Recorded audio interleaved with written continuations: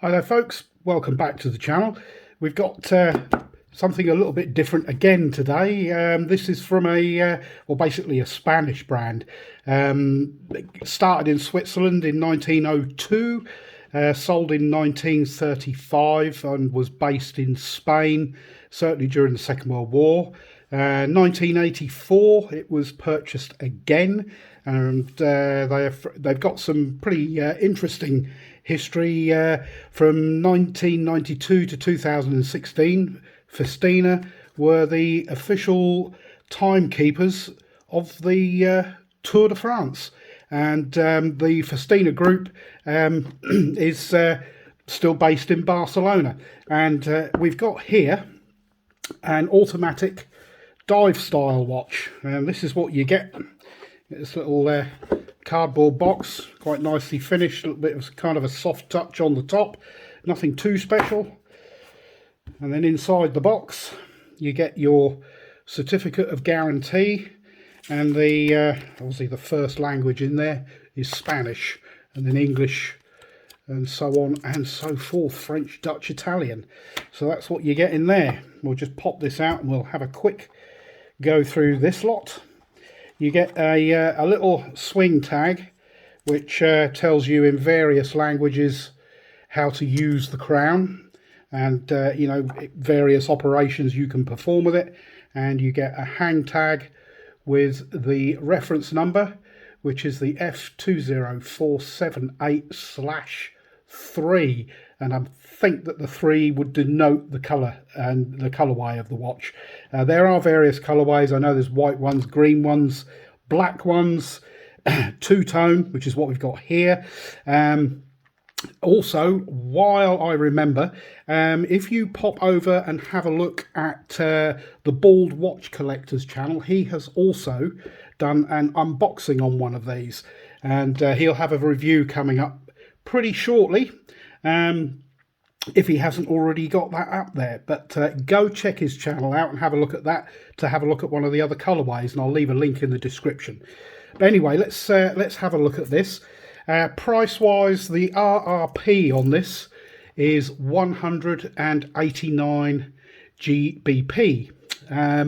Now this one, I mean, I picked this up, it was less than 100 quid, and for less than 100 quid I think you're getting some pretty good specs.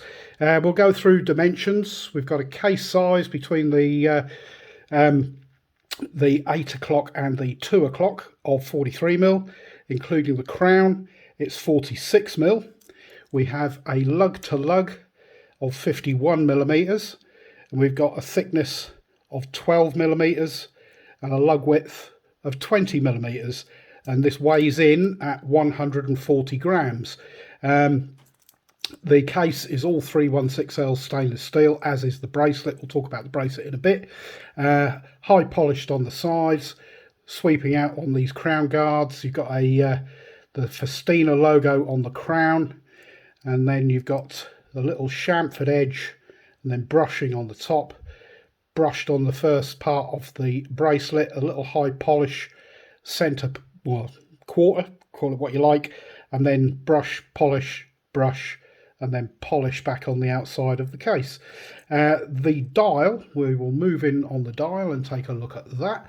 We've got a nice sunburst blue dial, and the camera will focus. There we go.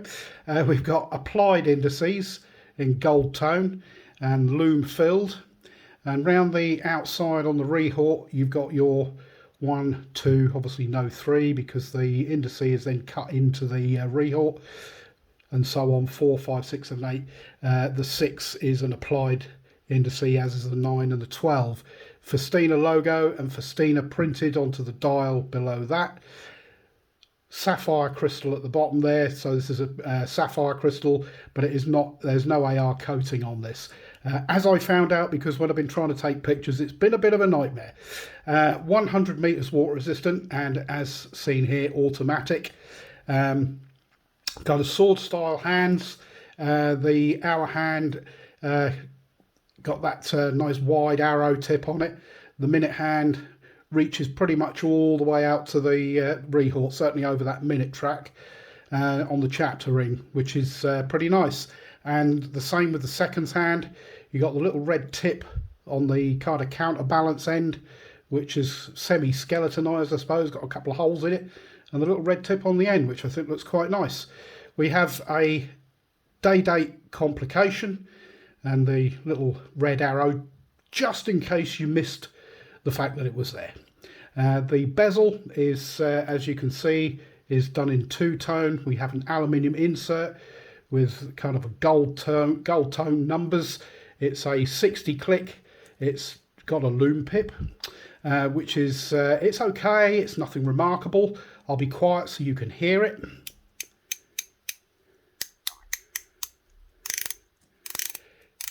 Bit of a kind of a tinny noise, but I mean it does the job. Sometimes it lines up and sometimes it doesn't, which is interesting. But there we go. The bracelet on this. Oh, before I get to the bracelet, I should mention the crown is screw down, and we'll come back and we'll do a date change and everything in a mo. We'll just get round the watch. We've got 20mm, as I said, at the top, and it tapers down to 18 at the clasp. The clasp, as you can see, is signed, and the logo on there, so kind of signed twice. And you've got that safety, and then it's just a friction fit. Pressed clasp, hollow end links, screw down case back with a laser etching on the back there. So it's sapphire crystal, 10 atmospheres, water resistant, automatic, 21 joules stainless steel case. And the movement inside this is a Miyota. I'm not sure which one, but if you have a look on the good old internet, I'm sure you can find out what the Miyota day date is. I'm sure it's an 8 series anyway. You've got the Festina, which is stamped into there. I have to say that on this, the clasp is actually a bit on the sharp side, and the links are push pins, high polish down the sides, and they are folded. They look solid, but they are not. If we look in there, there we go, you can see they are folded, so it is quite rattly. But if you're only spending £100 or thereabouts, I don't think it's too bad. I mean, if you want to swap the strap out, you can. I mean, I've worn this for a little while. It is actually reasonably comfortable. It's not bad at all. Yeah, I thought it was going to be a bit of a hair nipper with those folded links, but it's been okay. If we unscrew this crown, and there is a nice little positive pop where when you once it's ready to be engaged, you can pull it out to the first position and turn it towards you, and you will change the date, and turn it away from you to turn the day, which is in either Spanish or English. We get it over to an English one, and then we pull it out to the second position, and as you can see, no hacking. You do have hand winding with this movement though, so we'll wind that across to midnight, and we'll have a look and see where the date changes over. And we are going, where are we? There we go, about 2 minutes to midnight, and we keep going, and we'll have a look at the day. So we've gone to Spanish at 1 AM, and we'll keep going, and it looks like we're going to be at 3 AM or 2:30 AM ish for the English to roll over. So yeah, there we go. Push the crown back in and then screw it in, and it screws in very easy to operate. No problem at all with that. Build quality, I mean, is okay. I mean, it's for the price that it is. I have to say, if I was paying £189 the full price, I would be a bit disappointed in this bracelet. It is a bit tinny, a bit light, and it's just kind of feels, especially at that clasp, this edge here, that's quite sharp. And also, so when you do that in here, this is all very, very sharp. The Lume, it does have Lume. I'm not sure what compound that they use, but we'll charge that up and we'll have a look at that. And it's actually not that bad. I mean, I stuck this on the bedside cabinet during the night, and yeah, it was certainly up to kind of 2 AM, the hands were still visible, but the indices had obviously gone. And there we go. So you got that quite striking green Lume pip, and the rest of it is in this kind of turquoisey green colour. And it's not too bad. It's yeah, it's nothing to shout about. It certainly isn't kind of what you'd expect from sort of Seiko, but for the money, I don't think it's too bad. If you, like I said, if you can pick one of these up in a deal or on offer for a kind of budget priced, you know, automatic, 100 meters water resistant, you got your sapphire crystal screw down crown. Yeah, I don't think it's too bad, to be fair. I mean, it's not going to win any awards for being fantastic, but it's not bad. You know, the case shape is reasonable, kind of sits on the wrist quite well. So yeah, would I recommend it? As long as you can get it below the RRP. I think the RRP is possibly a bit on the high side. I mean, these are predominantly sold online. You can get them at Amazon. I think Watch Shop and Watch Nation do them. I'll leave links to various places where you can get them, because the prices will vary. Some of them will be full retail. Some of them will be kind of reduced or on offer in different colorways as well. So, you know, you might find that the black dial, you know, just stainless steel and black, will be cheaper than say the two-tone or the green. But yeah, go check them out, have a look, and see what you think.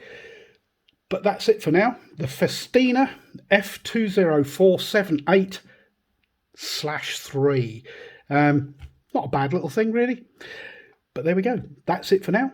Thank you very much for watching. Please like, subscribe, hit the notification bell so that you get notified when I upload any new stuff. And I'll catch you in the next video. So cheers for now.